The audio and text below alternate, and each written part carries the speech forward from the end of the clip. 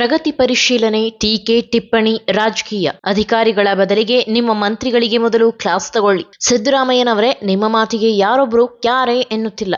ಸಿಎಂಗೆ ಹಿಡಿತ ಇಲ್ಲದೆ ಹೋದರೆ ಆಡಳಿತ ಯಂತ್ರ ಹಳ್ಳ ಹಿಡಿಯುತ್ತೆ. ರಾಜ್ಯ ಸರ್ಕಾರದ ವಿರುದ್ಧ ಸಾಮ್ರಾಟನ ಆರೋಪಗಳೇನು? ನಾನು 86 kg ಇದ್ದವಳು 71 kg ಬಂದಿದ್ದೇನೆ. ವಯಸ್ಸಾದ್ಮೇಲೆ ಸ್ಮಾರ್ಟ್ ಆಗಿ ಕಾಣ್ತೀರಾ ಅಂದ್ರೆ ಜಿನ್ನಿ. 126 kg ವೇಟ್ ಇದ್ದು ನಾವು ಈಗ 114 kg ಲೆಕ್ಕ ಬಂದಿದ್ದೀವಿ. ಯಾವುದೇ ಸೈಡ್ ಎಫೆಕ್ಟ್ ಆಗಿಲ್ಲ. 84ರಿಂದ 50 kg ಬಂದೆ. ಆಮೇಲೆ ಸಣ್ಣಗೆ ಫಿಟ್ ಆಗಿದ್ದೀನಿ. ಅದಕ್ಕೆ ನಾನು ಯೂಸ್ ಮಾಡ್ತಾ ಇರೋದು ಜೀನಿ ಸ್ಲಿಮ್. ಜಿಲ್ಲೆಗಳಲ್ಲಿ ಹೇಗೆ ರಾಜ್ಯ ಸರ್ಕಾರದ ಯೋಜನೆಗಳನ್ನ ಜಾರಿಗೆ ತರಲಾಗುತ್ತಿದೆ ಅಲ್ಲದೆ ರಾಜ್ಯದ ವಿವಿಧ ಜಿಲ್ಲೆಗಳಲ್ಲಿ ಇರುವ ಕಾನೂನು ಸುವ್ಯವಸ್ಥೆಯ ಬಗ್ಗೆ ವಿವರ ಪಡೆಯುವ ನಿಟ್ಟಿನಲ್ಲಿ ಮುಖ್ಯಮಂತ್ರಿ ಸಿದ್ದರಾಮಯ್ಯ ಅವರು ಎಲ್ಲಾ ಡಿಸಿ ಹಾಗೂ ಜಿಲ್ಲಾ ಪಂಚಾಯತ್ ಸಿಇಒಗಳ ಸಭೆಯನ್ನ ನಡೆಸಿದ್ದಾರೆ. ಪ್ರಮುಖವಾಗಿ ಸಂಪೂರ್ಣ ರಾಜ್ಯದ ಪ್ರಗತಿ ಪರಿಶೀಲನಾ ಸಭೆಯಂತೆ ಹೇಳಲಾಗುವ ಇದರಲ್ಲಿ ಸಿಎಂ ಅಧಿಕಾರಿಗಳ ಕಾರ್ಯವೈಖರಿಗಳ ಬಗ್ಗೆ ಅಸಮಾಧಾನ ವ್ಯಕ್ತಪಡಿಸಿ ಸರ್ಕಾರದ ನಿರ್ದೇಶನದಂತೆ ಕೆಲಸ ನಿರ್ವಹಿಸಬೇಕು ಎಂದು ತಾಕೀತು ಮಾಡಿದ್ದಾರೆ.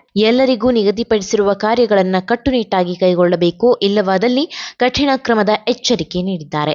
ಇನ್ನು ಇದೇ ವಿಚಾರಕ್ಕೆ ಸಿಎಂ ಸಿದ್ದರಾಮಯ್ಯ ವಿರುದ್ಧ ಆಕ್ರೋಶ ವ್ಯಕ್ತಪಡಿಸಿರುವ ವಿಪಕ್ಷ ನಾಯಕ R Ashok, outgoing CM ಸಿದ್ದರಾಮಯ್ಯರವರು ಡಿಸಿ ಸಿಇಒಗಳ ಸಭೆಯಲ್ಲಿ ಅಧಿಕಾರಿಗಳಿಗೆ ತಮ್ಮ ಸೂಚನೆಗಳನ್ನು ಕಟ್ಟುನಿಟ್ಟಾಗಿ ಪಾಲಿಸುವಂತೆ ಕ್ಲಾಸ್ ತೆಗೆದುಕೊಂಡಿದ್ದಾರೆ ಎನ್ನುವ ಸುದ್ದಿ ಕಾಂಗ್ರೆಸ್ ಸರ್ಕಾರದಲ್ಲಿ ಆಡಳಿತ ಯಂತ್ರ ಹೇಗೆ ಸಂಪೂರ್ಣವಾಗಿ ಹಳಿ ತಪ್ಪಿದೆ ಎನ್ನುವುದಕ್ಕೆ ಹಿಡಿದ ಕೈಗನ್ನಡಿಯಾಗಿದೆ ಎಂದಿದ್ದಾರೆ.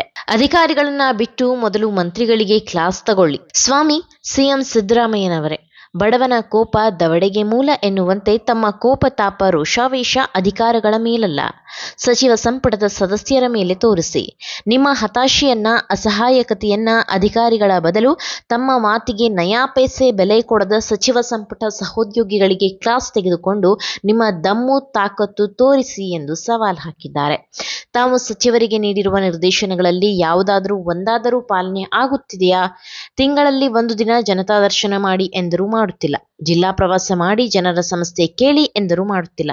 ಕನಿಷ್ಠ ಪಕ್ಷ ವಾರದಲ್ಲಿ 3 ದಿನ ಕಚೇರಿಯಲ್ಲಿ ಕುಳಿತು ಕೆಲಸ ಮಾಡಿ ಎಂದರೂ ಗುರುವಾರದ ಸಂಪುಟ ಸಭೆಗೆ ಬಿಟ್ಟರೆ ಬಹುತೇಕ ಸಚಿವರು ವಿಧಾನಸೌಧದತ್ತ ತಲೆಯೂ ಹಾಕುತ್ತಿಲ್ಲ. ನಿವೃತ್ತ ಅಧಿಕಾರಿಗಳನ್ನ ಹೊರಗುತ್ತಿಗೆ ಸೇವೆಯಿಂದ ತಕ್ಷಣ ಬಿಡುಗಡೆ ಮಾಡಿ ಎಂದರೂ ಬಿಡುಗಡೆ ಮಾಡಲಿಲ್ಲ ಎಂದು ಕಿಡಿಕಾರಿದ್ದಾರೆ. ಸಿದ್ದರಾಮಯ್ಯನವರೇ, ನಿಮ್ಮ ಮಾತಿಗೆ ಯಾರೊಬ್ಬರು ಕ್ಯಾರೆ ಎನ್ನುತ್ತಿಲ್ಲ. ರೈತರ ಆತ್ಮಹತ್ಯೆ ಪ್ರಕರಣಗಳಲ್ಲಿ ತಕ್ಷಣ ಪರಿಹಾರ ನೀಡಿ ಎಂದರೂ ಯಾರೂ ತಲೆಕೆಡಿಸಿಕೊಂಡಿಲ್ಲ. ಇನ್ನು ಅನೇಕ ಜಿಲ್ಲೆಗಳಲ್ಲಿ ಕಳೆದ ವರ್ಷ ಪರಿಹಾರ ವಿತರಣೆಯೇ ಬಾಕಿ ಇದೆ. ಕೆರೆ ಒತ್ತುವರಿ ನಿರ್ದಾಕ್ಷಿಣ್ಯವಾಗಿ ತೆರವು ಮಾಡಿಸಿ ಎಂದು ಅಧಿಕಾರ ವಹಿಸಿಕೊಂಡ ಆರಂಭದಲ್ಲಿ ಹೇಳಿದ್ದನ್ನ ಯಾರೂ ಕೇರ್ ಮಾಡಿಲ್ಲ. ರಾಜಕಾಲುವೆ ಅಕ್ರಮ ಒತ್ತುವರಿ ತೆರವು ಮಾಡಿ ಎಂದು ನಗರ ಪ್ರದಕ್ಷಿಣೆ ಹಾಕಿ ಬಂದರೂ ಯಾರೂ ಕ್ಯಾರೆ ಅನ್ನುತ್ತಿಲ್ಲ. ಜನಸ್ಪಂದನ ಅರ್ಜಿ ವಿಲೇವಾರಿ ತ್ವರಿತವಾಗಿ ಆಗಬೇಕು ಎಂಬ ಸೂಚನೆ ಭಾಷಣಕ್ಕೆ ಸೀಮಿತವಾಯಿತು ಎಂದು ಟೀಕಿಸಿದ್ದಾರೆ.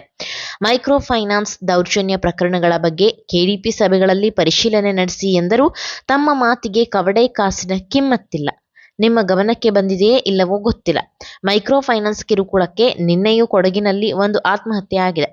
ಡಿಸಿಎಂ ಸಾಹೇಬರು ನೋಡಿದ್ರೆ ತಾವು ಮಾಡಿದ ಎಂಜಿನಿಯರ್ಗಳ ವರ್ಗಾವಣೆ ಆದೇಶಕ್ಕೆ ಸೆಡ್ಡು ಹೊಡೆದು ಮುಖ್ಯ ಕಾರ್ಯದರ್ಶಿಗಳಿಗೆ ಪತ್ರ ಬರೆದು ತಮ್ಮ ಅನುಮತಿ ಇಲ್ಲದೆ ಮಾಡುವಂತಿಲ್ಲ ಎಂದು ಧಮಕಿ ಹಾಕುತ್ತಾರೆ. ನಿಮ್ಮ ಘನಂದಾರಿ ಕಾರ್ಯವೈಖರಿ ಬಗ್ಗೆ ಹೇಳುತ್ತಾ ಹೋದರೆ ಇನ್ನೂ ದೊಡ್ಡ ಪಟ್ಟಿಯೇ ಇದೆ ಎಂದು ಆರ್ ಅಶೋಕ್ ವಾಗ್ದಾಳಿ ನಡೆಸಿದ್ದಾರೆ. ಸರ್ಕಾರದಲ್ಲಿ ಮುಖ್ಯಮಂತ್ರಿಗೆ ಹಿಡಿತ ಇಲ್ಲದೆ ಹೋದರೆ ಆಡಳಿತ ಯಂತ್ರ ಹಳ್ಳ ಹಿಡಿಯುತ್ತೆ. ಮನೆಯ ಯಜಮಾನ ಸರಿ ಇಲ್ಲದೆ ಹೋದರೆ ಹೇಗೆ ಸಂಸಾರ ಬೀದಿಗೆ ಬರುತ್ತದೋ ಅದೇ ರೀತಿ ಒಂದು ಸರ್ಕಾರದಲ್ಲಿ ಮುಖ್ಯಮಂತ್ರಿಗೆ ಹಿಡಿತ ಇಲ್ಲದೆ ಹೋದರೆ ಆಡಳಿತ ಯಂತ್ರ ಹಳ್ಳ ಹಿಡಿಯುತ್ತದೆ. ಮುಖ್ಯಮಂತ್ರಿ ಮಾತಿಗೆ ಸಚಿವರೇ ಕಿಮ್ಮತ್ತು ಕೊಡುತ್ತಿಲ್ಲ ಎಂದರೆ ಆಡಳಿತ ಶಾಹಿಯಲ್ಲಿ ಗೊಂದಲ ಮೂಡಿಸುತ್ತಿದೆ ಎಂದು ತಿಳಿದಿದ್ದಾರೆ. ಆದ್ದರಿಂದ ಮೊದಲು ನಿಮ್ಮ ಸಚಿವ ಸಂಪುಟ ಸಚಿವರಿಗೆ ನಿಮ್ಮ ಮಾತು ಆದೇಶ ಪಾಲನೆ ಮಾಡುವಂತೆ ಕ್ಲಾಸ್ ತೆಗೆದುಕೊಂಡು ತಾಕೀತು ಮಾಡಿ. ಕೆಲಸ ಮಾಡದ ಸೋಮಾರಿ ಸಚಿವರನ್ನ ಸಂಪುಟದಿಂದ ಕಿತ್ತು ಬಿಸಾಕಿ ಸಮರ್ಥರನ್ನ ತೆಗೆದುಕೊಳ್ಳಿ. ಇಷ್ಟಕ್ಕೂ ಸಚಿವ ಸಂಪುಟ ವಿಸ್ತರಣೆ ಮಾಡಬೇಕು ಎಂಬ ನಿಮ್ಮ ಬೇಡಿಕೆಗೆ ಹೈಕಮಾಂಡ್ ಯಾಕೆ ಸೊಪ್ಪು ಹಾಕುತ್ತಿಲ್ಲ? ಇದು ತಾವು ಔಟ್ ಗೋಯಿಂಗ್ ಸಿಎಂ ಎಂಬುದಕ್ಕೆ ಪರೋಕ್ಷ ಸೂಚನೆಯೋ ಅಥವಾ ಹೇಗಿದ್ದರೂ ಮುಖ್ಯಮಂತ್ರಿ ಬದಲಾವಣೆ ಆಗಲಿದೆ, ಈಗ ಸಂಪುಟ ವಿಸ್ತರಣೆ ಅಥವಾ ಪುನರ್ರಚನೆ ಯಾಕೆ ಎಂದು ಸುಮ್ಮನಿದ್ದಾರೋ ಎಂದು ಆರ್ ಅಶೋಕ್ ತಮ್ಮ ಟ್ವಿಟರ್ನಲ್ಲಿ ಪೋಸ್ಟ್ ಮಾಡುವ ಮೂಲಕ ರಾಜ್ಯ ಸರ್ಕಾರವನ್ನ ತರಾಟೆಗೆ ತೆಗೆದುಕೊಂಡಿದ್ದಾರೆ. ನಾನು 86 kg ಇದ್ದವಳು 71 kg ಬಂದಿದ್ದೇನೆ. ವಯಸ್ಸಾದ್ಮೇಲೆ ಸ್ಮಾರ್ಟ್ ಆಗಿ ಕಾಣ್ತೀರಾ ಅಂದ್ರೆ ಜಿನ್ನಿ. 126 kg ವೇಟ್ ಇದ್ದು ನಾವು ಈಗ 114 kg ಲೆಕ್ಕ ಬಂದಿದ್ದೀವಿ. ಯಾವುದೇ ಸೈಡ್ ಎಫೆಕ್ಟ್ ಆಗಿಲ್ಲ. 84ರಿಂದ 50 kg ಬಂದೆ. ಆಮೇಲೆ ಸಣ್ಣಗೆ ಫಿಟ್ ಆಗಿದ್ದೀನಿ. ಅದಕ್ಕೆ ನಾನು ಯೂಸ್ ಮಾಡ್ತಾ ಇರೋದು ಜೀನಿ ಸ್ಲಿಮ್.